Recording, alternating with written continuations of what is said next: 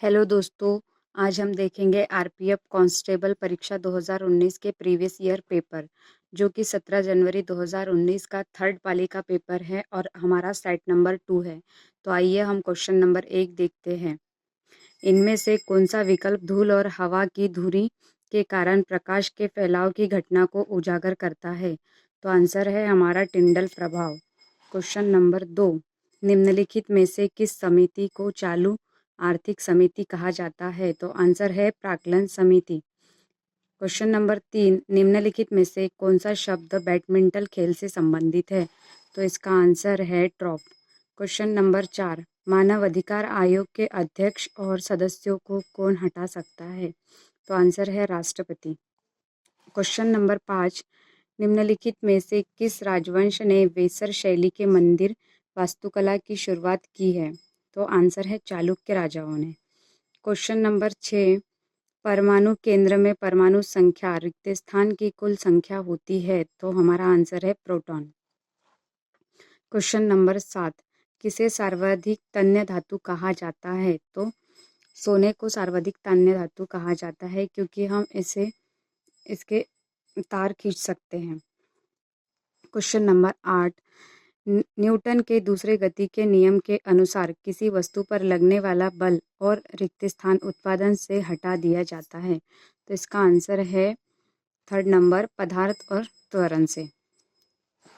आइए हम question number 9 देखते हैं। निम्नलिखित में से रबी की फसल कौन सी है? तो आंसर है हमारा गेहूं। नंबर 4, जवादी और शेवराई की पहाड़ियाँ भारत में किस राज्य में स्थित है? तो वह तमिलनाडु राज्य में स्थित है। क्वेश्चन नंबर 11, ध्वनि की गुणवत्ता किसके कारण निर्धारित की जाती है? तो वह आवृत्ति के कारण निर्धारित की जाती है। पाल साम्राज्य का संस्थापक कौन था? तो आंसर है गोपाल। क्वेश्चन नंबर 13, ट्रॉफी के संबंध में MVP शब्द का पूर्ण रूप क्या है? तो उसका आंसर है मोस्ट वैल्यूएबल प्लेयर। थर्ड वाला आंसर है most valuable player. Question number 14, Milind Panho पाठ किससे संबंधित है? तो आंसर है बौद्ध धर्म। तो जो राजा थे मिनांडर और जो बौद्ध भिक्षु थे नागसेन, उनके बीच की जो वार्तालाप है वह मिलिंद पन्नों में लिखी गई है। तो क्वेश्चन नंबर 15, इनमें से किसने भारत के लिए समुद्री मार्ग की खोज की? तो वो किसने की थी? वास्को डी गामा ने। क्वेश्चन नंबर 16, हैंडबॉल खेल के खेल क्षेत्र को रिक्त स्थान कहा जाता है? तो इसे कोर्ट कहा जाता है। क्वेश्चन नंबर 17, पशुपति की आकृति किस काल में मिली है? तो वो हमें मिली है हड़प्पा सभ्यता के काल में। आइए हम अगला क्वेश्चन देखते हैं। क्वेश्चन नंबर 18, निम्नलिखित में से कौन एक हवा से फैलने वाली बीमारी है? तो इसका आंसर है कोविड-19। क्वेश्चन नंबर 19, निम्नलिखित में से कौन तारा पृथ्वी के सबसे निकट है? तो आंसर है प्रोक्सिमा सेंचुरी। क्वेश्चन नंबर 20, सार्वजनिक संपत्ति स्रोत के अति प्रयोग को रिक्त स्थान कहा जाता है? इसे कहा जाता है सार्वजनिक संसाधनों की त्रासदी। क्वेश्चन नंबर 21, संसद के संयुक्त सत्र का संचालन करने के लिए अध्यक्ष के रूप में अनुपस्थित रहते हुए सत्र का संयोजन कौन करता है? तो यहाँ कहा गया है कि जब संसद में जब अध्यक्ष अनुपस्थित रहता है तो उसकी अनुपस्थिति में उसकी अध्यक्षता कौन करेगा? तो उसकी अध्यक्षता लोकसभा का उपाध्यक्ष करेगा। क्वेश्चन नंबर 22, पैरा ओलंपिक में स्वर्ण पदक विजेता वाले पहले भारतीय कौन थे? तो वो थे मरियप्पन थंगावेलु। क्वेश्चन नंबर 23, मूल कोशिकाओं की विभाजन के लिए एक मूल कोशिका को रिक्त स्थान में विभाजित किया जाता है तो उसे 2 समान भागों में विभाजित किया जाता है।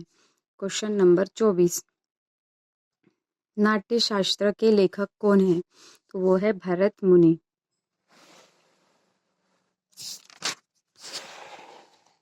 क्वेश्चन नंबर 25,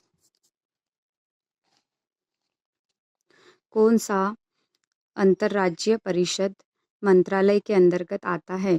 तो वो है गृह मंत्रालय। क्वेश्चन नंबर 26, थाल घाट जो दर्रा होता है वह मुंबई और नासिक को जोड़ता है। क्वेश्चन नंबर 27, निम्नलिखित में से कौन क्रिकेट विश्व कप से संबंधित नहीं है? तो इसमें से कलिंग कप जो है वो क्रिकेट विश्व कप से संबंधित नहीं है, बाकी सभी क्रिकेट विश्व कप से संबंधित है। तो ये कलिंग कप है उसका संबंध हमारा फुटबॉल से है। क्वेश्चन नंबर 28, पुरुष में कौन से सेक्स जीन पाए जाते हैं?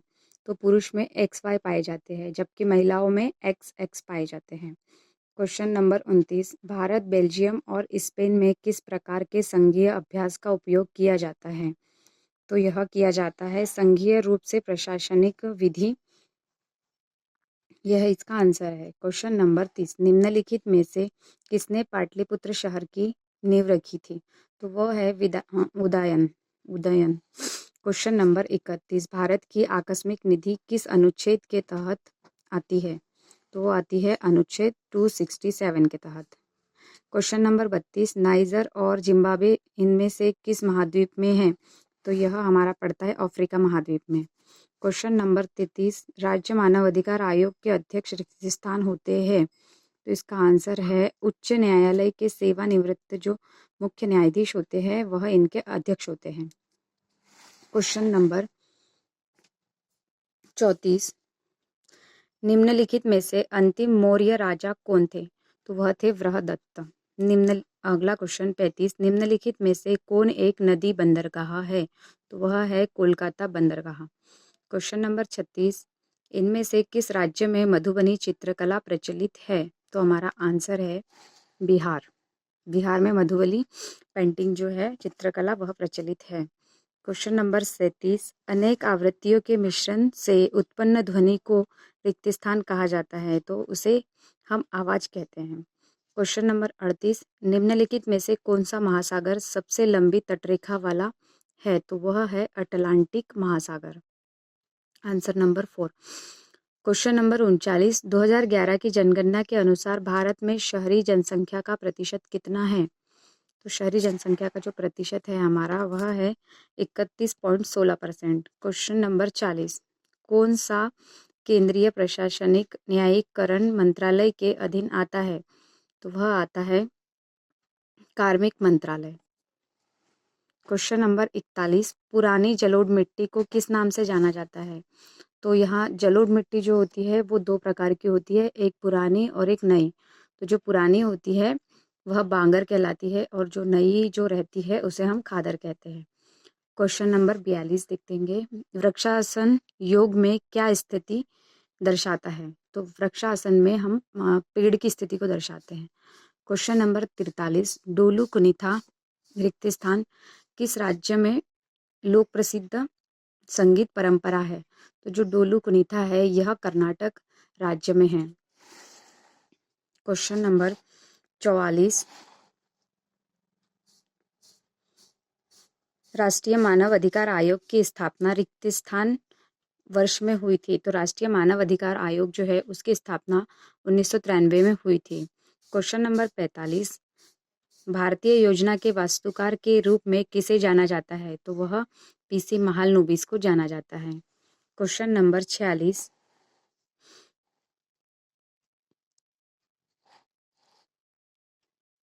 वैसे बाजार को क्या कहते हैं जिसमें कम विक्रेता एवं अधिक खरीदार होते हैं? तो उसे अल्प अधिकार कहते हैं। क्वेश्चन नंबर 47, भारत सरकार रिक्त स्थान के माध्यम से खाद्यान्न खरीदती है? तो जो भारत सरकार है वह भारतीय खाद्य निगम के माध्यम से अपना खाद्यान्न खरीदती है। क्वेश्चन नंबर 48, महात्मा गांधी राष्ट्रीय रोजगार गारंटी योजना जो है वह कब शुरू हुई थी? तो हमारा आंसर नंबर डी है 2005 में स्टार्ट हुई थी। क्वेश्चन नंबर 49, सिकंदर ने भारत पर किस वर्ष आक्रमण किया? तो आंसर है 326 ईसा पूर्व। और क्वेश्चन नंबर 50 की तरफ चलते हैं, किस विधेयक के बिना सरकार भारत के संचित निधि से पैसा निकाल सकती है? तो वह है विनियोग विधेयक। तो क्वेश्चन नंबर 50 का ऐसा है कि विधेयक के बिना मतलब इस विधेयक के बिना पैसे निकाल सकते हैं विनियोग विधेयक के बिना। ठीक है दोस्तों, अपने 50 क्वेश्चन आज कंप्लीट हुए यहाँ पर और ये दूसरा सेट कंप्लीट हुआ। ठीक है।